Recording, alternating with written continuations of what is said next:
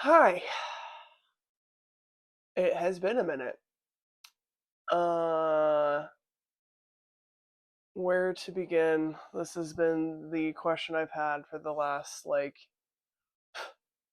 6 months or so since I've debated on returning to YouTube. And a lot has changed over the last year for me, for the world. And so it just didn't feel right to come back with a video where it's like, hey, guess who's back? Uh, because it hasn't all been great. I won't lie.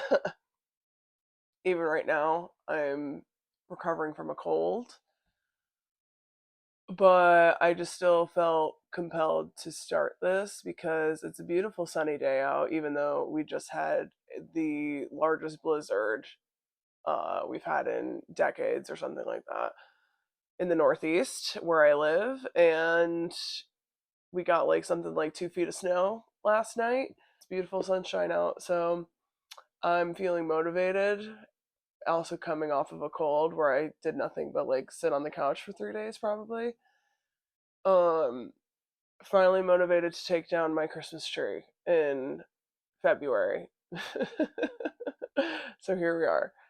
I got this new setup, tripod, fancy new mic, and by fancy new mic I mean it was one of the ones off Amazon that cost like $20 that all the influencers have. So now I'm one of them. Um, so yeah, I this isn't going to be an art video really. I don't really know what this is going to be yet. It's but I had this idea of updating while doing something productive. And so that's what I'm going to do. Okay, so here's my tree. Oh boy. Things are already falling off. It's fine. This is my tree. Has lots of ornaments on it. This is my ornament thingy. Where have I been? What's been going on? I mentioned this in a past video, but I lost my mom in the summer of 2024. So it's been about a year and a half now, which is also crazy to say. I was on a really good update schedule with YouTube back then. I was updating, I think, every 2 weeks, which crazy. Good for me, I guess. And then my mom got sick. She went in the hospital, and everything just kind of changed, obviously, because once she was in the hospital, it was very clear that she was going to pass away soon. She had been sick for a long time, many years. She had Alzheimer's, so terrible disease. She was very young. We weren't sure how quickly she was going to progress downward, but we knew that the end, I guess, was coming. And so I still tried to foolishly maintain my bi-weekly schedule and act like everything was fine. And so I did that for, I think, a couple weeks. And then I maybe just slowed down to like a monthly schedule. Again, not really acknowledge anything. And then I think after a few months, I don't even remember how long, I finally, I think I made that video about AI and the internet. And that's where I talked about everything, gave some more updates. And then I thought, because I had given myself that, like, I don't even know how much time at that point. Yeah, I thought basically that I'd given myself enough time to grieve and process. And it's been, what's difficult is that I've said this many times, I love YouTube. It's my favorite platform. I love making videos. This is literally what I went to college for, what I went to school for. So I'm so glad that I've, for the past few years made it a part of my life and something that I do, and hopefully one day would love to do for a living. So, uh, it was, I think it was hard for me to give myself the time after losing my mom, even though I needed it, because this is something else that I enjoy so much and something else that I want so badly. And I had already made a habit into my daily life. Maybe not daily life, but like weekly life, sitting down and recording things and editing and things like that, for the last few years. So, yeah, I think it was hard to accept that I was going to need to take significant time away from that. I have always had health things, and by health things, I mean like things that have affected my health that have been but have been manageable. So like, uh, I've been eating gluten free now for 2 years because it very much affects my GI issues and things like that. Yeah, it very much affects my GI issues, and I've had a lot of GI issues probably since I was like 25, I'd say. Um, Never really saw a doctor or anything like that because by the time I wanted to see a doctor for it, oh crap, uh, COVID happened and getting a doctor's appointment was impossible. And also, seeing a doctor for GI issues just seems like the least of my concerns at that point. I've always had back issues, which is funny. I'm literally sitting hunched on a floor right now. Probably not great, but hopefully we won't be here long. Always had back issues, back pain. Uh, they've always theorized if I had scoliosis or not, could never really tell. So everything like that was also kind of ignored. Went to PT on and off for years. Um, Sometimes it helped, sometimes it didn't. And eventually I saw a PT back in like maybe 2021, 2022, who told me that I'm hypermobile, which is what a lot of causes a lot of my issues. Amazing that I had made it that far in my life and no one had told me that. I just thought I had double jointedness in some areas. But he was the first person to kind of explain how it actually affects uh, you as a person, especially with your joints, and not so much going into other things that I would learn, like chronic fatigue, chronic pain, and then eventually learning that I most likely have Ehlers-Danlos syndrome, hypermobile version, and having the other symptoms like stretchy skin, easy bruising, POTS symptoms, a lot of lightheadedness, and again, a heavy emphasis on the chronic pain and fatigue. And I, again, don't know if it was just grief, uh, changing jobs, a lot of change, and just getting older, unfortunately. I'm in my 30s now, where honestly, it wasn't even until summer last year where I finally saw a PT who specializes in Ehlers-Danlos syndrome and was someone who like believed me when I talked about all the symptoms and problems and things that I was having, to the extent I was having. I also feel like I was probably underreporting my symptoms a bit because, of course, being a female person, there's a lot of stigma against us in doctors' offices that we're not believed and that our pain tolerance is low and that we just exaggerate or whatever. And I truly thought my entire life that everyone felt this way all the time. I was like, everyone is this tired and exhausted and in pain from doing basic things like showering. or walking to your car, or standing and doing a few dishes, or like changing your bed sheets. Like everyone gets exhausted after doing those things. Like or everyone's in pain after a long day and can barely move. And she was the person to be like, this is not normal, that's not the average person's experience. And that was really mind opening for me and made me realize how much I was really suffering through a lot of this pain and these feelings I was having.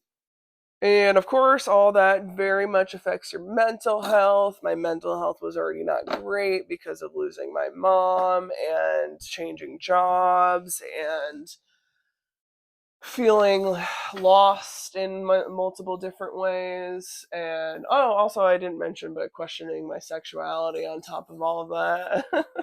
So I've had a bit of a queer identity crisis also in the last year. So that's been fun.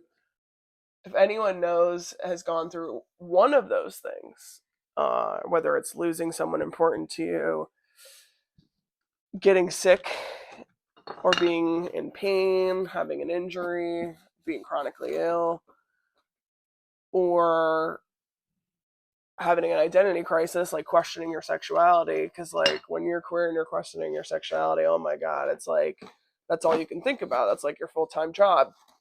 You're Googling, you're on Reddit, reading other people's stories, all this shit, right? Honestly, I still have trouble like reconciling with like one of those things is a lot, but dealing with all three at the same time is a lot. And I don't think I've given myself enough credit for that and what I've been going through and how hard it's been, I have a lot of imposter syndrome around it, I think, still. And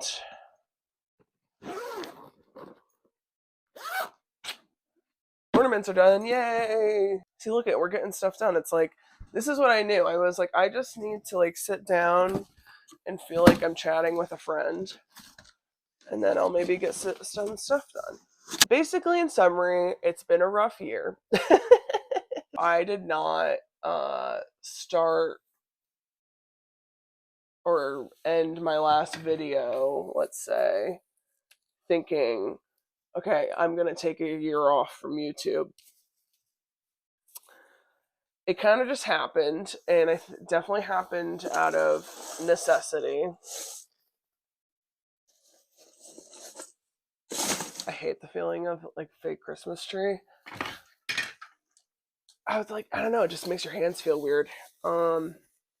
Yeah, it happened out of necessity. It was basically in the beginning, it started with every month I was like, okay, just one more month of not making a video, like, and then I'll go back to like a monthly video like I used to do. We don't need to do anything crazy like bi-weekly or weekly, any of that. Like we may be attempted in the past, like just a monthly video, we can handle that. And then like every month would pass and I just couldn't get myself to do it.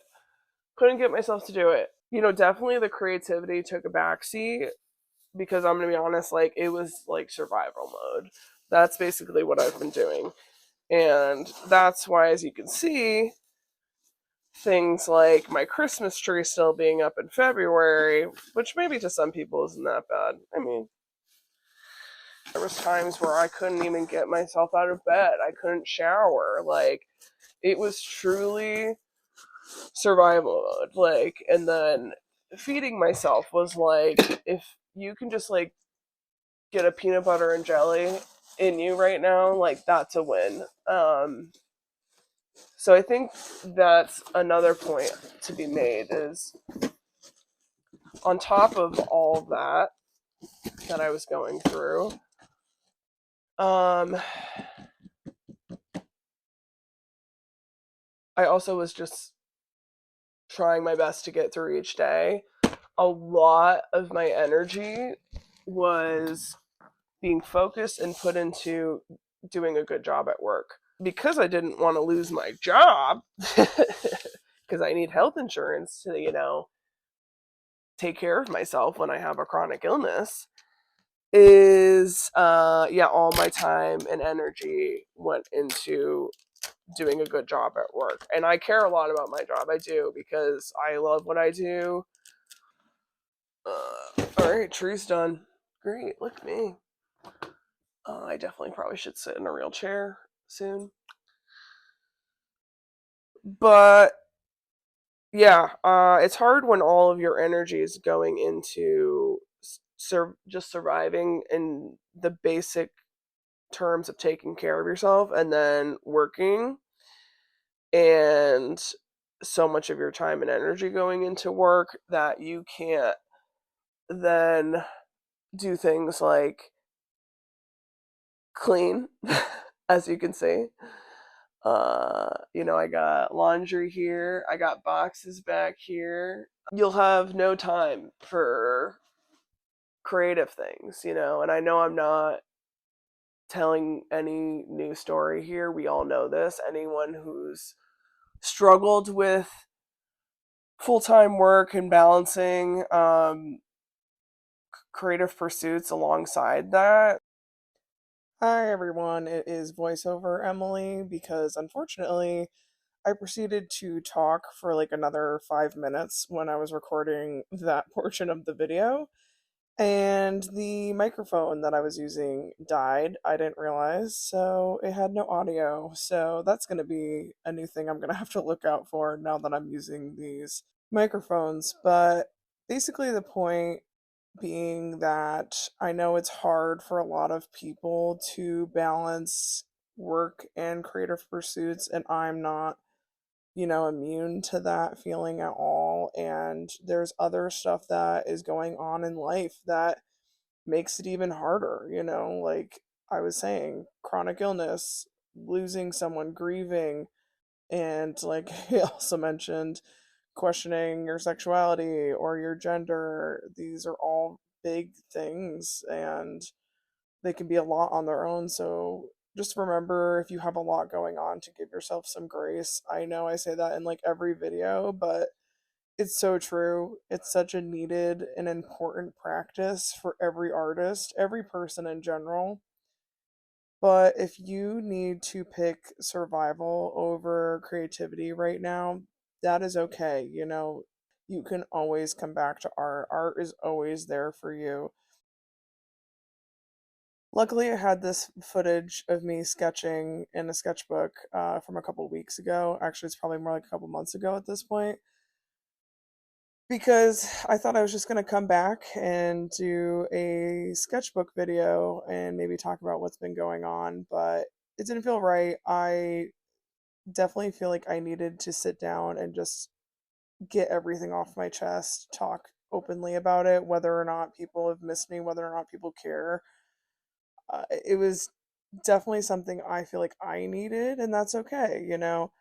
I try to maintain my privacy pretty well as well. I try to not divulge too much about me and where I live or what I do or anything like that. But so getting a little personal and very open about losing my mom and the health stuff that I've been going through felt a little contradictory to, I think, some of the presence that I've tried to build online, which is, not complete anonymity, because I know a lot of people who are from my personal life look at my accounts and follow me here.